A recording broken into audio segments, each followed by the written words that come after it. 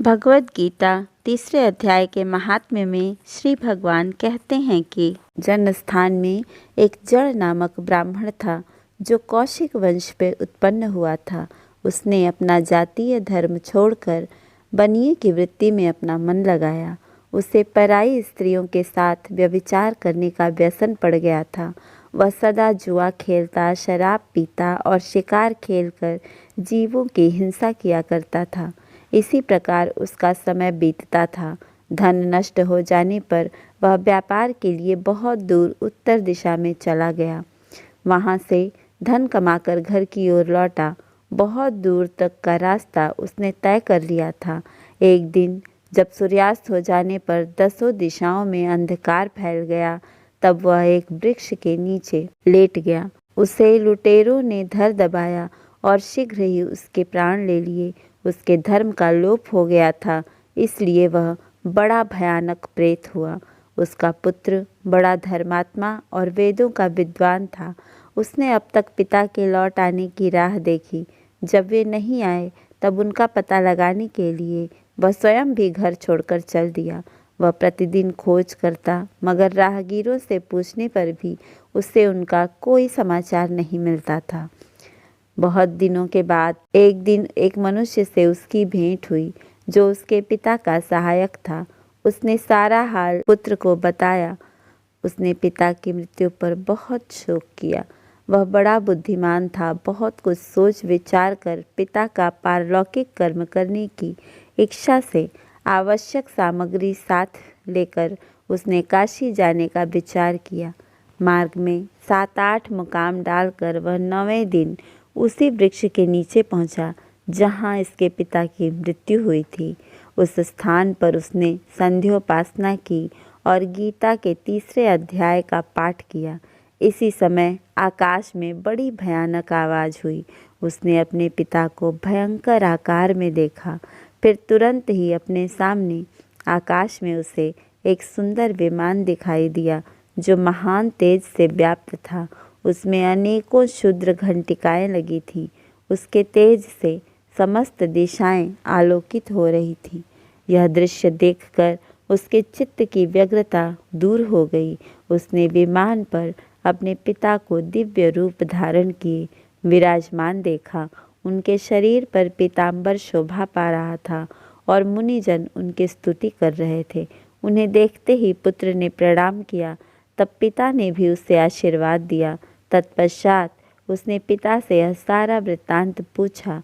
उसके उत्तर में पिता ने सब बातें बताकर इस प्रकार कहना प्रारंभ किया कि पुत्र, दैववश मेरे निकट गीता के तृतीय अध्याय का पाठ करके तुमने इस शरीर के द्वारा किए हुए सारे दुष्कर्म कर्म बंधनों से मुझे छुड़ा दिया। अब घर लौट जाओ, क्योंकि जिसके लिए तुम काशी जा रहे थे वह प्रयोजन इसी समय तृतीय अध्याय के पाठ करने से ही सिद्ध हो गया है। पिता के इस प्रकार कहने पर पुत्र ने पूछा कि तात, मेरे हित का उपदेश दीजिए तथा और कोई कार्य जो मेरे लिए करने योग्य हो वो बताइए। तब पिता ने उससे कहा कि हे पुत्र, तुम्हें यही कार्य फिर करना है। मैंने जो कर्म किया है वही मेरे भाई ने भी किया था। इससे वे घोर नरक में पड़े हैं, उनका भी तुम्हें उद्धार करना चाहिए तथा मेरे कुल के और भी जितने लोग नरक में पड़े हैं उन सब का भी तुम्हारे द्वारा उद्धार हो जाना चाहिए। यही मेरा मनोरथ है। बेटा, जिस साधन के द्वारा तुमने मुझे संकट से छुड़ाया है उसी का अनुष्ठान औरों के लिए भी करना उचित है। उसका अनुष्ठान करके उससे होने वाला पुण्य उन नारकीय जीवों को संकल्प करके दे दो। इससे वे समस्त पूर्वज मेरी ही तरह यातना से मुक्त हो स्वल्प काल में ही श्री विष्णु के परम पद को प्राप्त हो जाएंगे। पिता का यह संदेश सुनकर पुत्र ने कहा कि तात, यदि ऐसी बात है और आपकी भी ऐसी ही रुचि है तो मैं समस्त नारकीय जीवों का नरक से उद्धार कर दूंगा। यह सुनकर उसके पिता बोले कि बेटा, एवं अस्तु, तुम्हारा कल्याण हो। मेरा अत्यंत प्रिय कार्य संपन्न हो गया। इस प्रकार पुत्र को आश्वासन देकर उसके पिता भगवान विष्णु के परम धाम को चले गए। तत्पश्चात वह भी लौटकर जनस्थान में आया और परम सुंदर भगवान श्री कृष्ण के मंदिर में उनके समक्ष बैठकर पिता के आदेशानुसार गीता के 3 अध्याय का पाठ करने लगा। उसने नारकीय जीवों का उद्धार करने की इच्छा से गीता पाठ जनित सारा पुण्य संकल्प करके दे दिया। इसी बीच में भगवान विष्णु के दूत यातना भोगने वाले नारकीय जीवों को छुड़ाने के लिए धर्मराज के पास गए। यमराज ने नाना प्रकार के सत्कारों से उनका पूजन किया और कुशल पूछी। वे बोले कि धर्मराज, हम लोगों के लिए सब और आनंद ही आनंद है। इस प्रकार सत्कार करके पितृलोक के सम्राट परम बुद्धिमान यम ने विष्णु दूतों से यमलोक में आने का कारण पूछा। तब विष्णु दूतों ने कहा कि यमराज, शेषशय्या पर शयन करने वाले भगवान विष्णु ने हम लोगों को आपके पास कुछ संदेश देने के लिए भेजा है। भगवान हम लोगों के मुख से आपकी कुशल पूछते हैं और आज्ञा देते हैं कि आप नरक में पड़े हुए समस्त प्राणियों को छोड़ दें।